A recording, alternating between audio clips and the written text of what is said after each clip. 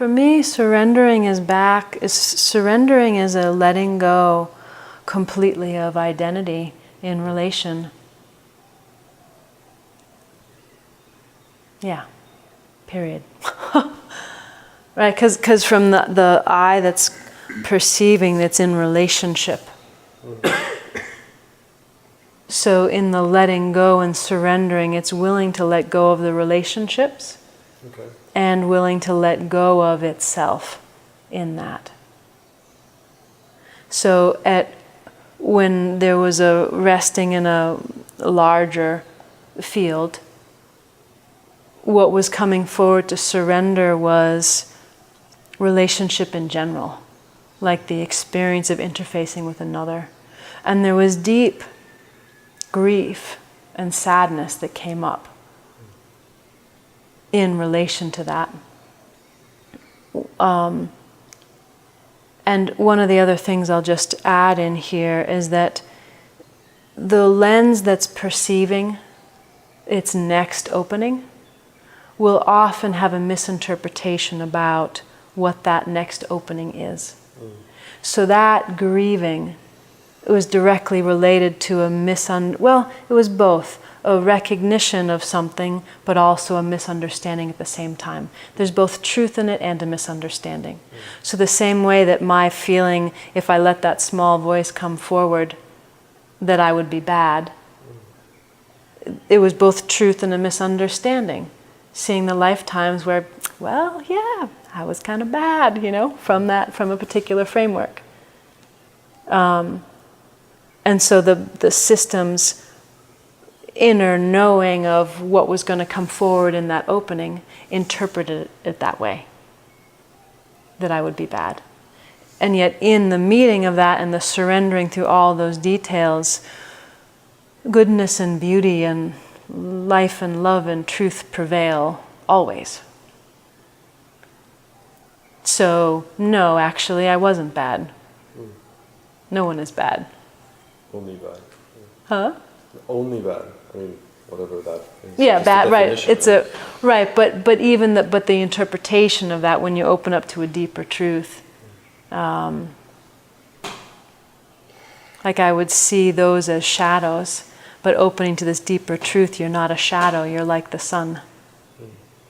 That you cast no shadow. You are light. So in the play outward in other fields, you can create shadows to play, which one can then interpret as bad. So relatively speaking, one could say, oh yeah, I was bad.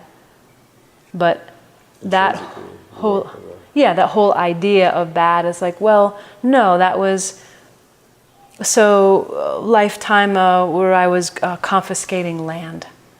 And the culture, gender,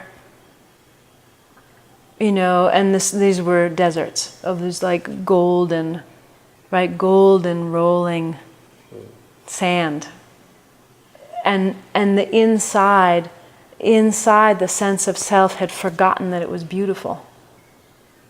So in confiscating land, it was trying, that being, that human being was trying to gain beauty back.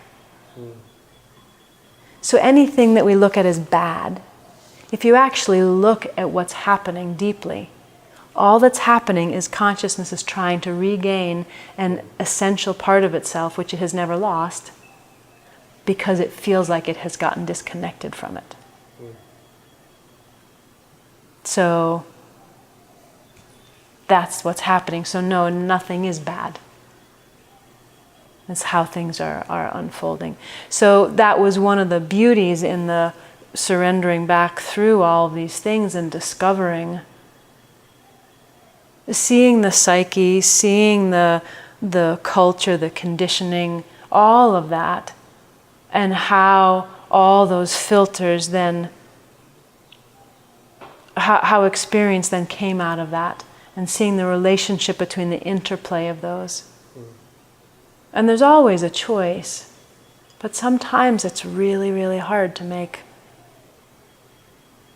a really aligned choice, of like that highest frequency, right? There's a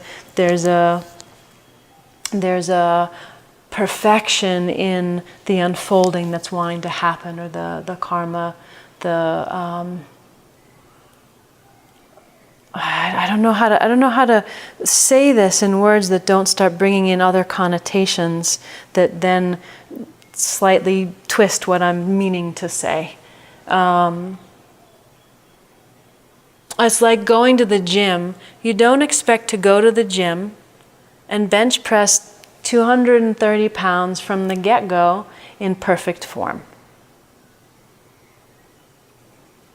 And so you come in this exploration, in this astrological alignment that has parameters. And then you get to play and experience within that, both in your own individuated expression as well as in the timetable of the collective, time frame that you're manifesting in, the culture you're manifesting in. So there's a perfection to the whole thing.